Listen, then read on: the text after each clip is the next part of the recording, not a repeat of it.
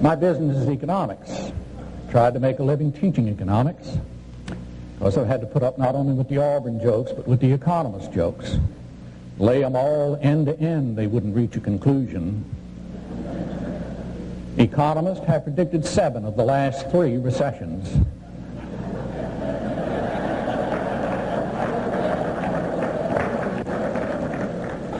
Economist is a person who did not have the personality to be an accountant.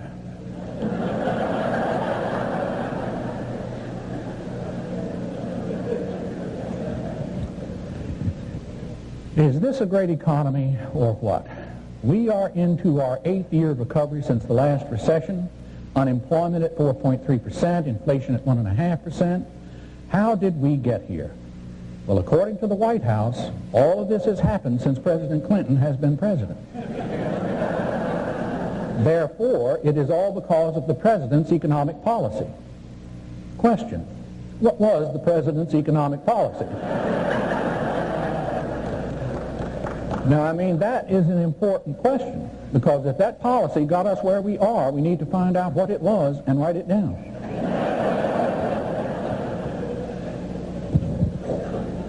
Now, the policy was actually reflected in the first big piece of legislation put forth in the first term of the president, the Deficit Reduction Act of 1993.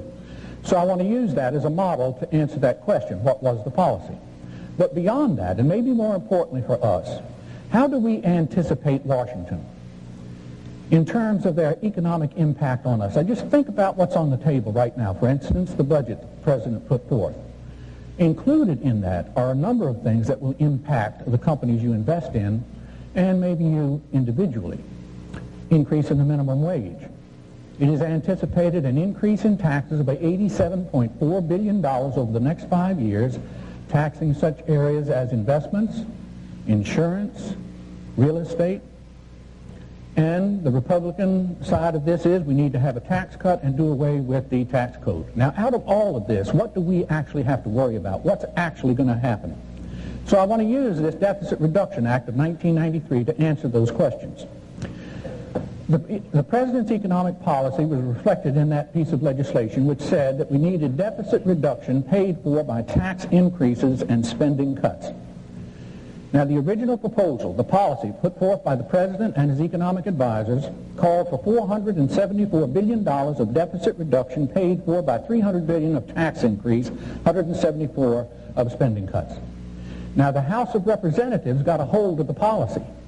This dropped to $343 billion paid for by $246 of tax increase, $97 of spending cuts. But the Senate got mad at this version because they were too heavy on the taxes and not enough on the cuts. When the Senate got through, this went all the way back to $576, paid for by $279 tax increase, $297 of spending cuts. But that's not what passed. What we actually ended up with was about $495 paid for by $244 of tax increase, $182 of spending cuts, and we were going to save $69 billion somewhere.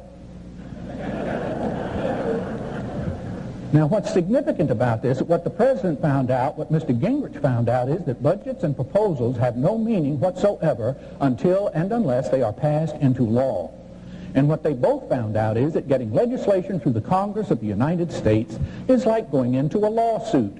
You go in a pig, you come out sausage.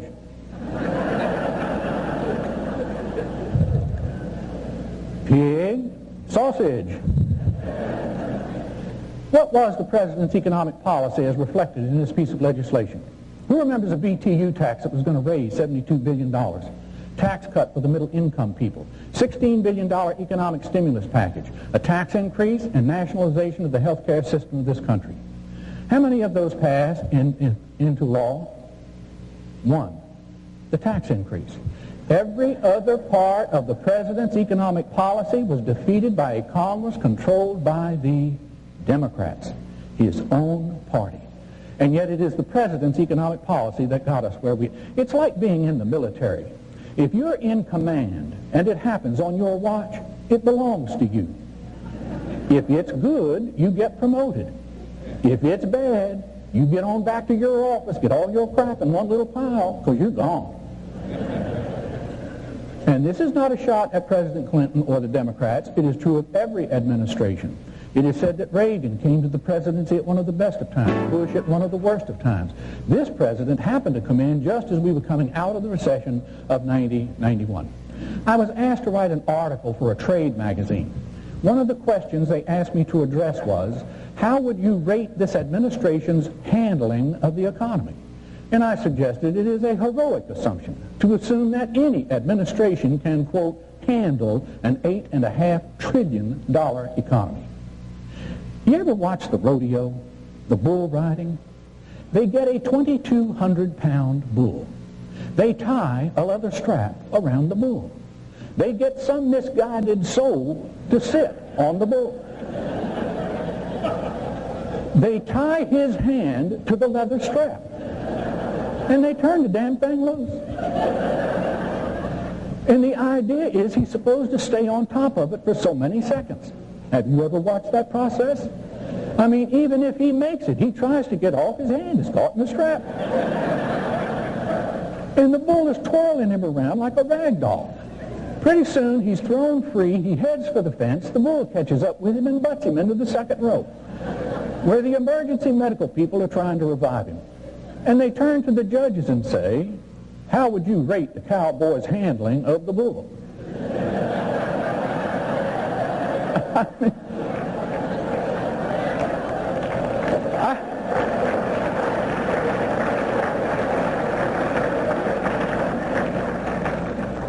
I don't care what political party or administration you belong to. You get yourself astride an $8.5 trillion economy, and the best you can hope for is to hang on and pray. So the first thing we need to know about all of this stuff that's being proposed is sausage making. Do not hawk the old home place based on a budget or a proposal. It happens in the committees of the Congress. That's where you have your input. That's where you find out what's happening. Second problem. In Washington, D.C., politics is first and everything else is second. I don't care if it's the economy, the defense of this country, whatever it is, politics will come first. Every White House, regardless of party, has a staff of people whose only job is to worry about the next poll or the next election. Every issue that comes into the White House goes to them first. They decide what the president's posture will be relative not to the solution to the problem, but in terms of the next poll or the next election. You remember when the Branch Davidian thing blew up in Waco, Texas? I could just see this staff at the White House say, this is a disaster. We've got to distance the president from this. So the first thing you got out of the White House was, well, the president was never told about the particulars of this whole thing. So then you ended up with the microphone. Janet Reno behind the microphone, the president's press secretary behind her, George Stephanopoulos behind him, and somewhere in the back is Clinton saying, where is Waco? I want you to think about the last presidential election. You had a president who tried to nationalize the health care system of this country, ended up saying the era of big government is over. Senator Dole spent his entire career in the House and the Senate fighting any piece of legislation that even looked like it might increase the deficit, offered up a $548 billion tax cut. Pat Buchanan, Republican conservative, somewhere right of Genghis Khan, spent the entire year bad-mouthing shareholders and management on behalf of labor. Was the world standing on its head? No, it was an election year. I am convinced these people will say or do anything, whether they even actually believe it or not, in order to get elected. Reminds you of the definition of a politician. You ever watch the ducks when they migrate? They go in a big V, and there's a lead duck right out in front. If you ever just sit and watch them, every once in a while the flock will veer off. And the lead duck, he's out in front. He can't see him. He doesn't realize that. And all of a sudden, he looks around and says, oh, damn. And he runs over and gets back in front of him. Well, that's a politician.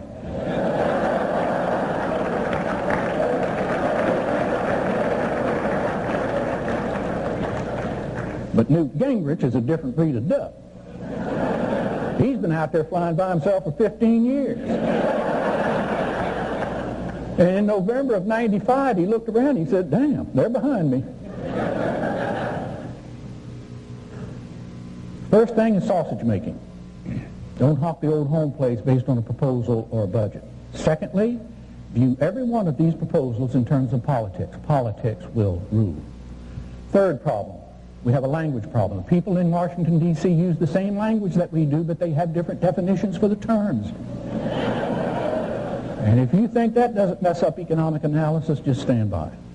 When this piece of legislation was presented to the Congress, congressional committees, by then chair of the Council of Economic Advisors, Laura Tyson, she said, we're going to have deficit reduction, we're going to have spending cuts.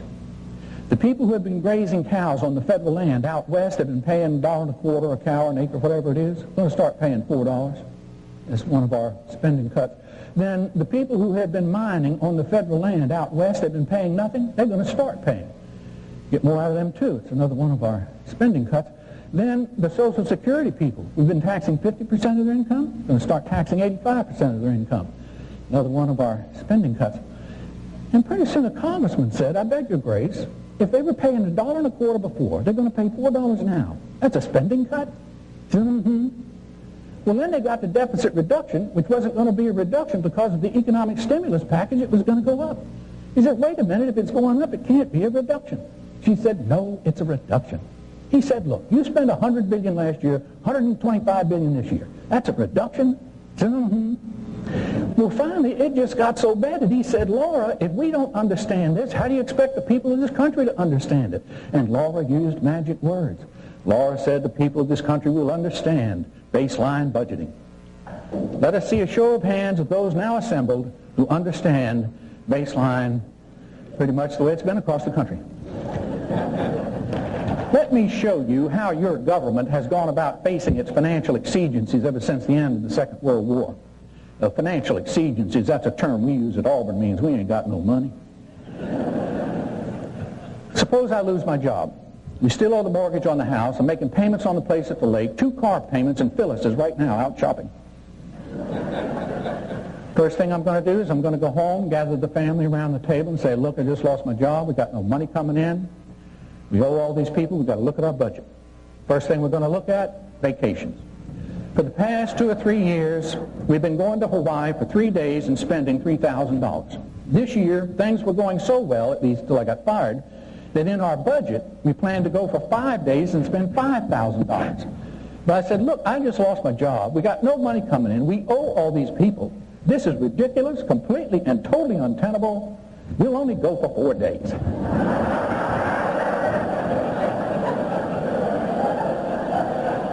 I just saved $1,000 here, people.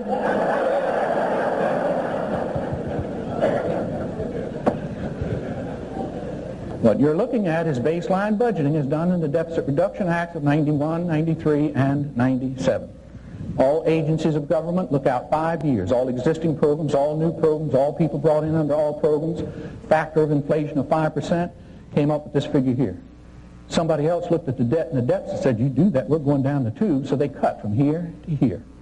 League of Municipalities monitors all agencies of government. Said the year after these Deficit Reduction Acts, only 1 agency of government actually spent less money that year than they did the year before, and that was the Defense Department. You see the problem that we have here? When they say they are going to cut spending, it translates to tax increase. They say they're going to reduce the deficit, it ends up adding to the debt. See, when they say they're going to reduce the deficit, they don't mean they're going to reduce it from where it is. They're going to reduce it from where they threatened to make it. There's an institution in our economy that can blow this economy and the stock market out of the water or keep it going. The Board of Governors of the Federal Reserve. There's macroeconomics, microeconomics when it comes to the Federal Reserve, psychoeconomics. And that's almost literally true. Greenspan gets in front of a dinner meeting, October 1996, and he uses the term irrational exuberance regarding our stock market. And as the sun came up around the world, stock markets just went in the tank, and we went with them. I've said irrational exuberance 100 times. Nothing. We've had monetary policy under the Greenspan Fed unlike anything we've ever had before. Preemptive monetary policy. Theory works like this. Look at the recovery since the end of the Second World War. We start coming out, the economy starts to heat up, and pretty soon you run into bottlenecks. Maybe it's labor cost or commodity cost, but costs start to push prices up and you get inflation. At that point, the Federal Reserve jumps in and starts to raise rates to take the inflation out of the economy. But they've waited until the inflation is already there, which means they have to raise rates so fast, so high, that all they do is choke off that recovery and send you back into the next recession. Well, the Greenspan Fed said, we're not going to do that. We're going to